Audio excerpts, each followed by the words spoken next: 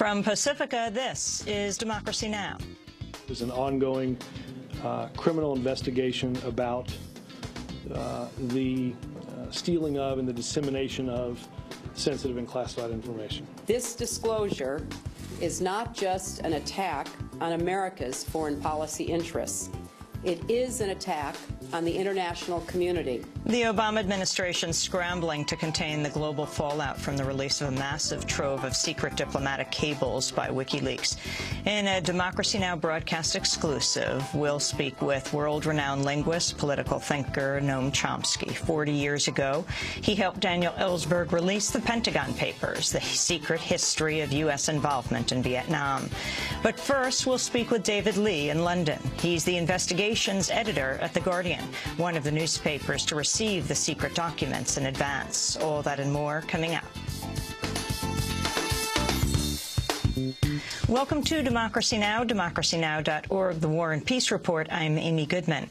Attorney General Eric Holder has revealed the Justice Department has launched a criminal investigation into the whistleblowing website WikiLeaks, which this week began publishing over 250,000 secret U.S. diplomatic cables. Attorney General Holder spoke Monday.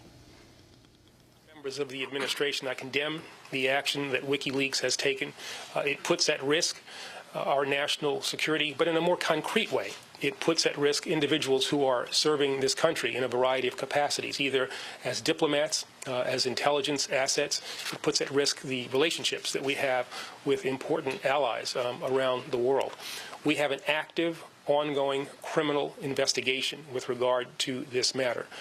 We are not in a position as yet to announce the result of that investigation, but the investigation is ongoing. The Washington Post reports federal authorities are investigating whether WikiLeaks founder Julian Assange could be charged under the Espionage Act of 1917. Meanwhile, Assange says he plans to continue publishing secret documents. Assange told Forbes magazine WikiLeaks is preparing a massive leak of documents from a big U.S. bank early next year. We'll have more on WikiLeaks after headlines. President Obama's coming under criticism from labor unions and progressive economists for proposing a 2-year freeze on the salaries of some 2 million federal workers. Obama outlined his plan Monday. Today I'm proposing a 2-year pay freeze for all civilian federal workers. This would save $2 billion over the rest of this fiscal year and $28 billion in cumulative savings over the next 5 years. Now, I want to be clear. This freeze does not apply to the men and women of our armed forces, who, along with their families, continue to bear enormous burdens with our nation at war. John Gage, the president of the American Federation of Government Employees, called the pay freeze a slap at working people. AFL-CIO President Richard Trumka said, quote, the president talked about the need for shared sacrifice, but there's nothing shared about Wall Street and CEOs making record profits and bonuses while working people bear the brunt. Millions of unemployed workers will soon lose their jobless benefits unless Congress extends the unemployment insurance program, which expires today. Republicans are opposing a plan to continue providing benefits to unemployed people who've been out of work longer than 26 weeks. Jobless benefits usually expire after 6 months, but since the recession took hold in 2007, Congress has voted to extend them for up to 99 weeks. Last year, the unemployment program kept a record 3.3 million people from falling below the poverty line. The Center for Public Integrity has revealed the Obama administration's doled out billions of dollars in stimulus money to BP and some of the nation's other biggest polluters and granted them sweeping exemptions from the most basic form of environmental oversight. The administration has awarded more than 179,000 categorical exclusions to stimulus projects funded by federal agencies, freeing those projects from review under the National Environmental Policy Act. Coal-burning utilities like Westar Energy and Duke Energy, chemical manufacturer DuPont, and ethanol maker Didion Milling are among the other firms with histories of serious environmental violations that have won blanket NEPA exemptions. A new report from Oxfam has found climate-related disasters killed 21,000 people in the first 9 months of this year, more than double the number killed in 2009. The report was released Monday to mark the opening of the UN Climate Change Conference in Cancun. The Mexican-born Nobel Prize-winning scientist Mario Molina spoke at the conference's opening ceremony. I urge you to reach agreement on concrete steps to move us closer to an international regime that formalizes the commitments that many nations have already made, and that incorporates as well strong support for adaptation to climate change impacts. I also urge you to outline in some detail the steps that are required to reach a definitive agreement within the next few years. Rajendra Pachauri, the chair of the UN's Intergovernmental Panel on Climate Change, also spoke. We hope Cancun signifies a major step in action to deal with the challenge of climate change. The available scientific knowledge of this field justifies it, and the global community rightly expects it. Thank you very much. Only about 20 world leaders are expected to attend the Cancun talks.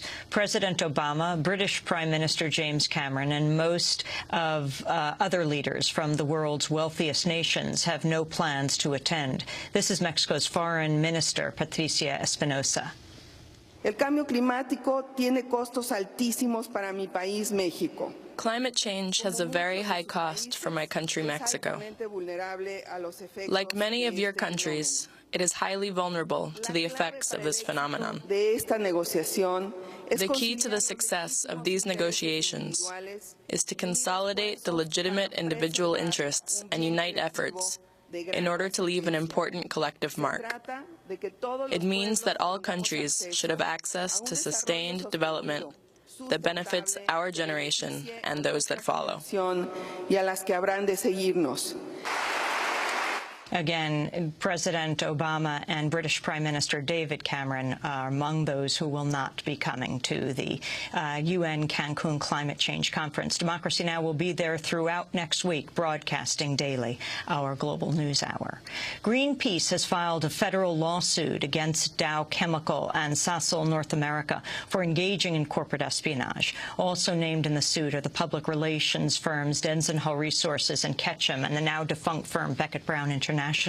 The lawsuit alleges that corporate spies stole thousands of confidential documents from Greenpeace, including campaign plans, employee records, phone records, donor and media lists. The suit also claims that agents infiltrated a community group in Lake Charles, Louisiana.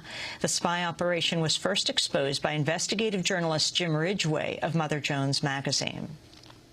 European Union antitrust regulators have launched a formal investigation into Google after several search service providers complained that the company had abused its dominant position by allegedly lowering the ranking of unpaid search results of competing services. The Commission said it would also look into allegations that Google has implemented a series of policies to shut out competing search tools. International election monitors say Haiti's general election Sunday was valid despite calls by 12 presidential candidates for the results to be thrown out. Monitors from the Organization of American States and CARICOM acknowledged observing irregularities at the polls, but they said that should not invalidate the election. Colin Granderson headed the team of international election observers. The Commission has considered whether the irregularities it observed were of the magnitude and consistency that would invalidate the legitimacy of the process. Based on its observations in the 11 electoral departments, the Joint Mission does not believe that these irregularities, serious as some of them were, necessarily invalidated the process. In news from Asia, the Obama administration's rejected a Chinese proposal to hold emergency multi-party talks with North Korea. Beijing had called for the six-party talks to resume after a North Korean artillery barrage killed 4 people, including 2 civilians, on a South Korean island last week. Meanwhile, a diplomatic cable leaked by WikiLeaks indicates China supports the reunification of the Korean peninsula if North Korea were to collapse. Chen Guoping, the Chinese ambassador to Kazakhstan, was reported to have told U.S. Ambassador Richard Hoagland that, quote, China hopes for peaceful reunification in the long term, but he expects the 2 countries to remain separate in the short term. Amnesty International, Oxfam, Save the Children, and 18 other aid organizations are calling on Israel to unconditionally lift the blockade of Gaza. A new report by the group say there has been, quote, little improvement for people in Gaza since Israel announced it was easing its economic blockade of the territory 6 months ago. Jeremy Hobbs of Oxfam said, quote, Israel's failure to live up to its commitments and the lack of international action to lift the blockade are depriving Palestinians in Gaza of access to clean water, electricity, jobs, and a peaceful future. A Pakistani man is threatening to sue the CIA after a U.S. drone strike killed his brother and son. Karim Khan said he would file the suit in Pakistan if he's not given $500 million within 2 weeks. His lawyer said CIA agents could be prosecuted in Pakistan as civilians because they do not have diplomatic immunity and are not members of the military. In Portland, Oregon, the Somali-American man accused of trying to detonate a bomb at a crowded Christmas tree-lighting ceremony has pleaded not guilty. 19-year-old Mohammed Osman Mohammed was arrested on Friday after an FBI sting operation. Lawyers for Mohammed suggested in court the government may have manufactured a crime. Undercover FBI agents orchestrated much of the bomb plot, supplying Mohammed with money, providing materials to construct the fake bomb, and blocking Mohammed from leaving the Portland area to take a job in Alaska. Attorney Stephen Sadie accused FBI agents of, quote, basically grooming the individual to commit a crime. In Washington, Attorney General Eric Holder denied that Mohammed was a victim of entrapment.